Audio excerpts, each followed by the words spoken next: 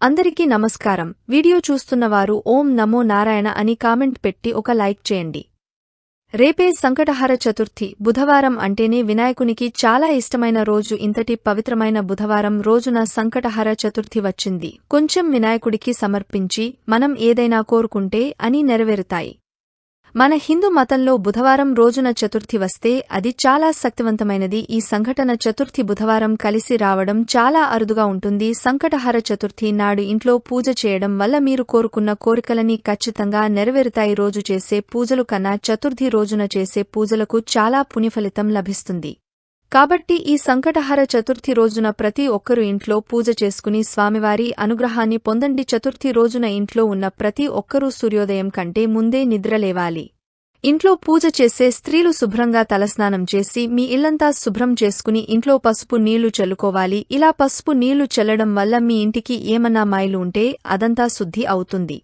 అలాగే మీ ఇంటి గుమ్మానికి పసుపు రాసి కుంకుమ బొట్లు పెట్టి ఇంటి ముందు ముగ్గు వేయండి. మీ పూజ గదిని కూడా శుభ్రం చేసుకుని మీ పూజ గదిలో ఉన్న వినాయకుని పటానికి గంధం రాసి కుంకుమ బొట్లు పెట్టి గణపతి పటాన్ని పూలతో అలంకరించుకోవాలి.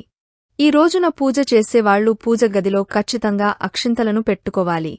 తర్వాత దీపంలో నువ్వుల నూనెను పోసి అందులో 5 వత్తులు వేసి దీపం వెలిగించాలి. దీపం వెలిగించిన తర్వాత దీపం దగ్గర 2 పువ్వులను పెట్టి దీపానికి నమస్కారం చేసుకోవాలి.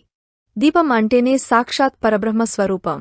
దీపం వెలుగులో త్రిమూర్తులు కొలువై ఉంటారు. ఇలా గణపతిని అలంకరించుకున్నాక గణపతి పటం ముందు ఒక ఎర్రటి జాకెట్ ముక్కలు పెట్టి అందులో 3 ముప్పుల బియ్యం పోసి 2 ఎండు ఖర్జూరాలు 2 వక్కలు 11 రూపాయలు బిళ్లలను వేసి ముడుపు కట్టుకోవాలి. ఇలా ముడుపు కట్టేటప్పుడు ఓం గణేశాయ నమః అనే మంత్రాన్ని చదువుతూ ముడుపు కట్టుకోవాలి. ఈ ముడుపు స్వామివారి పటం ముందే ఉంచాలి. గరిక అంటే గణపతికి చాలా ఇష్టం. గణపతి పూజలో ఏది ఉన్నా లేకపోయినా గరిక మాత్రం ఖచ్చితంగా ఉండాల్సిందే. మీ పూజ గదిలో ఉన్న గణపతి పటం ముందు 21 గరిక ఆకులను పెట్టి మీ మనస్సులో ఉన్న కోరికలను గణపతికి చెప్పుకుంటూ గణపతికి నమస్కారం చేయండి. ఇలా చేస్తే మీ మనసులో ఉన్న ఎలాంటి కోరిక అయినా సరే అది ఖచ్చితంగా నెరవేరుతుంది. మీ భర్త సంపద బాగా పెరగాలంటే ఈ చతుర్థి రోజున వినాయకుని పటం ముందు ఒక వెండి గిన్నెను పెట్టి ఆ గిన్నెలో 5 యాలకులను వేసి మీ భర్త బాగా సంపాదించాలని గణపతికి నమస్కారం చేయండి. పూజ పూర్తయినాక ఈ యాలకులను తీసి మీరు డబ్బు పెట్టే ప్రదేశంలో ఉంచండి. ధనాన్ని ఆకర్షించడంలో యాలకులు బాగా పనిచేస్తాయి. ఇక స్వామివారికి పెట్టాల్సిన నైవేద్యాలు ఏమిటంటే అటుకులు ఉండ్రాళ్లు జామ పండును నైవేద్యంగా సమర్పించుకోవాలి.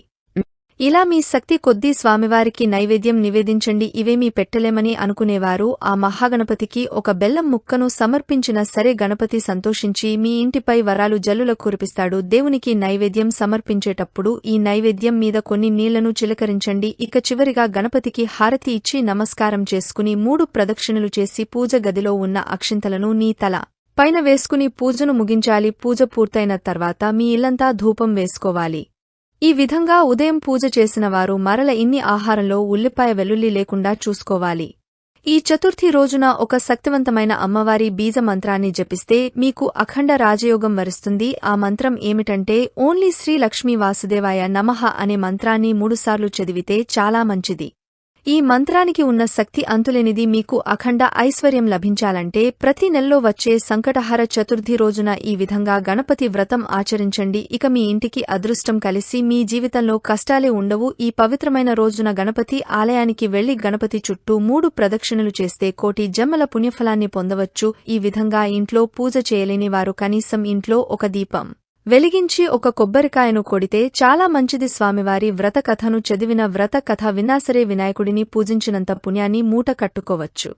పురాణాల ప్రకారం పార్వతీదేవి గణేశుడిని సృష్టించింది. పరమశివుడు పార్వతీదేవిని దర్శించుకోవడానికి వచ్చినప్పుడు గణేశుడికి పరమేశ్వరుడే తన తండ్రి అని తెలియక శివునికి ఆంక్షలు పెట్టాడు. అప్పుడు శివుడు ఉగ్రరూపం దాల్చి గణేశుని తల నరికాడు. పార్వతి తిరిగి వచ్చేసరికి కొడుకు చనిపోయి ఉండడం చూసి కోపంతో భయంకరమైన రూపం దాల్చింది. అప్పుడు ఆ మహాశివుడు తన తప్పును సరిదిద్దడానికి గణపతి శరీరం పైన ఏనుగు తలను అమర్చి అతనికి ప్రాణం పోశాడు. ఈ సంఘటన చతుర్థి నాడు జరిగింది కాబట్టి సంకటహర చతుర్థి నాడు గణపతికి అంకితం చేయబడింది. దేవతలందరిలో తొలి పూజ అందుకునేది వినాయకుడు. ఎవరికైతే ఆర్థిక కష్టాలు, కుటుంబ సమస్యలు, జాతకంలో దోషాలు ఇలా ఎలాంటి సమస్యలు ఉన్నా సరే మీ కష్టాల నుండి విముక్తి పొందడం కోసం చతుర్థి రోజున గణేశుని పూజిస్తే చాలా మంచిది. ఈ వీడియో మీకు నచ్చితే లైక్ చేసి సబ్స్క్రైబ్ చేయండి. మీకు ఈ వీడియో నచ్చితే ఒక లైక్ చేసి మా ఛానల్ సబ్స్క్రైబ్